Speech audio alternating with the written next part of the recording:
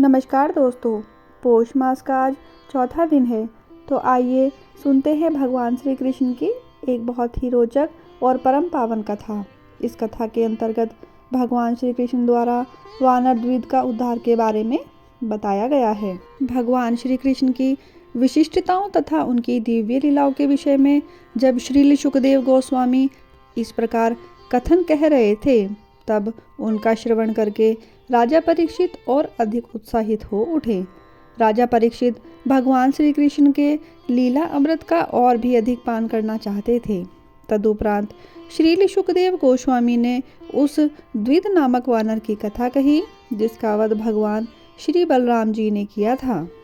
यह वानर भौमासुर अथवा नरकासुर का घनिष्ठ मित्र था। भौमासुर ने समस्त विश्व में 16,000 राजकुमारियों का अपहरण किया था और इसी कारण श्री कृष्ण ने उसका वध किया था। द्विध राजा सुग्रीव का मंत्री था। उसका भाई मैंद भी एक शक्तिशाली वानर राजा था। जब वानर द्विध ने भगवान श्री कृष्ण द्वारा अपने मित्र भौमासुर के वध का बदला लेने की योजना बनाई, तो ग्रामों, नगरों तथा औद्योगिक स्थानों एवं खदानों के साथ ही साथ दुग्ध उद्योग एवं गोरक्षा में व्यस्त व्यापारियों के निवास स्थानों को आग लगा देना द्विध का प्रथम कार्य था। कभी कभी वह बड़े पर्वत को उखाड़कर उसे छिन्न भिन्न कर देता तथा इस प्रकार उसने संपूर्ण देश में और विशेष रूप से कठवर के प्रदेश में भयंकर अव्यवस्था उत्पन्न कर दी। द्वारिका नगरी कठवर प्रदेश में स्थित है एवं भगवान श्री कृष्ण इस नगरी में निवास करते थे। अतएव द्विध ने इसे विशेष रूप से अपने उपद्रव का लक्ष्य बनाया। द्विध के पास 10,000 हाथियों का बल था। कभी कभी वह सागर तट पर जाता था और अपने सशक्त हाथों से सागर में इतनी हलचल उत्पन्न कर देता था कि समीपस्थ नगरों एवं ग्रामों में बाढ़ आ जाती थी। बहुधा वह साधु संतों के आश्रम में जाकर उनकी सुंदर वाटिकाओं तथा उद्यानों को तहस नहस करके अत्यंत उपद्रव करता था। वह न केवल इस प्रकार उपद्रव करता था, अपितु कभी कभी वह उनकी पवित्र यज्ञ भूमि में मलमूत्र भी त्याग देता था। इस प्रकार वह समस्त वातावरण को दूषित कर देता था। वह स्त्रियों तथा पुरुषों का अपहरण भी करता था और उन्हें उनके निवास स्थान से ले जाकर पर्वतों की गुफाओं में रख देता था। जिस प्रकार भृंगी कीट मक्खियों एवं अन्य कीटों को बंदी बनाकर ले जाता है और उन्हें पेड़ों के उन छिद्रों में रख देता है जहां वह स्वयं निवास करता है, उसी प्रकार द्विध अपहृत व्यक्तियों को गुफाओं में रखकर विशाल पाषाण खंडों से गुफा का द्वार बंद कर देता था। इस प्रकार वह नियमित रूप से देश की शांति व्यवस्था की अवहेलना कर रहा था। न केवल इतना ही, अपितु कभी कभी वह कुलीन परिवार की स्त्रियों पर बलात्कार करके उन्हें भी दूषित कर देता था। जब वह इस प्रकार समस्त देश में अव्यवस्था फैला रहा था, तब कभी कभी वह रेवतक पर्वत से आती हुई मधुर संगीत की ध्वनि सुनता था। अतएव उसने उस पर्वत प्रदेश में प्रवेश किया। वहां उसने अनेक रूपवती किशोरियों के मध्य नृत्य एवं गान में संलग्न एवं उनके सानिध्य का आनंद उठाते हुए भगवान श्री बलराम जी को देखा। भगवान श्री बलराम के शरीर का अंग प्रत्यंग सुंदर था और उन्होंने कमल पुष्पों की माला धारण की हुई थी। द्विध भगवान श्री बलराम जी के शरीर की सुंदर आकृति पर मुग्ध हो गया। बलराम जी की भांति वहां उपस्थित सभी किशोरियां भी अत्यंत रूपवती थी और उन्होंने भी पुष्पों की मालाएं धारण की थी। भगवान श्री बलराम वारुणी का पान करके पूर्णतः मत्त प्रतीत होते थे। एक उनके नेत्र नशे में घूम से रहे थे। भगवान श्री बलराम अनेक हथनियों के मध्य गजराज की भांति प्रतीत होते थे। द्विध नामक वह वानर वृक्षों पर चढ़कर एक शाखा से दूसरी शाखा पर कूद सकता था। कभी कभी वह शाखाएं हिलाकर एक विशेष प्रकार की किलकित ध्वनि करता, जिससे भगवान श्री बलराम का ध्यान मन प्रसन्न करने वाले वातावरण की ओर से विचलित हो जाता। कभी कभी द्विध स्त्रियों के सम्मुख आकर विभिन्न प्रकार की हास्योत्पादक मुख मुद्राओं का प्रदर्शन करता था।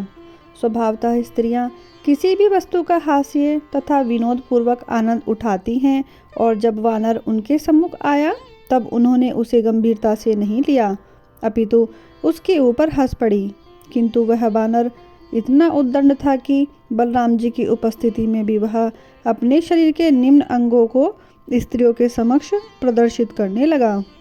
कभी कभी वह अपनी भौहें चलाते हुए अपने दांत दिखाने के लिए आगे आता था।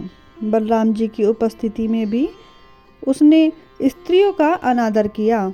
भगवान श्री बलराम जी का नाम ही संकेत करता है कि न केवल अत्यंत बलशाली हैं, अपितु वे असाधारण बल के प्रदर्शन करने में आनंदित होते हैं। अतएव उन्होंने एक पत्थर उठाकर उससे द्विज को मारा, किंतु वानर ने कुशलतापूर्वक पत्थर का वार बचा लिया। बलराम जी का अपमान करने के लिए वानर वारुणी का घड़ा उठाकर ले गया। इस प्रकार द्विज वारुणी पीकर मत्त हो गया और अपनी सीमित शक्ति से बलराम जी तथा उनके साथ की किशोरियों के मूल्यवान वस्त्रों को फाड़ने लगा। वह यह सोचकर गर्व से इतना फूल गया कि बलराम जी उसे कोई दंड नहीं दे सकते, और वह बलराम जी तथा उसके साथियों को कष्ट देता रहा। जब भगवान श्री बलराम ने स्वयं उस वानर द्वारा किए गए उपद्रव को देखा तथा यह सुना कि उसने पहले ही संपूर्ण देश में अनेक उपद्रव किए हैं, तब वह अत्यंत क्रुद्ध हो गए और उन्होंने उसका वध करने का निश्चय किया। तत्काल ही बलराम जी ने अपनी गदा उठा ली।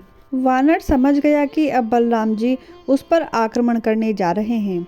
बलराम जी का सामना करने के लिए उसने तत्काल एक विशाल वृक्ष को उखाड़ लिया और अत्यंत तीव्रता से आकर उसने भगवान श्री बलराम जी के सिर पर आघात किया। भगवान श्री बलराम ने तत्काल उस वृक्ष को पकड़ लिया और स्वयं एक महान पर्वत की भांति अविचलित खड़े रहे। प्रतिकार हेतु उन्होंने अपनी सुनंद नामक गदा से उस वानर पर प्रहार करना प्रारंभ किया। वानर के सिर पर गंभीर चोट पहुंची। उसके सिर से रक्तधारा अत्यंत तीव्रता से प्रवाहित होने लगी, किंतु रक्त की धार से उसके सौंदर्य में उसी प्रकार वृद्धि हो रही थी जिस प्रकार किसी विशाल पर्वत से प्रवाहित होती हुई तरल लोह धारा से पर्वत का सौंदर्य बढ़ जाता है। बलराम जी की गदा के आघात ने उसे तनिक भी विचलित नहीं किया।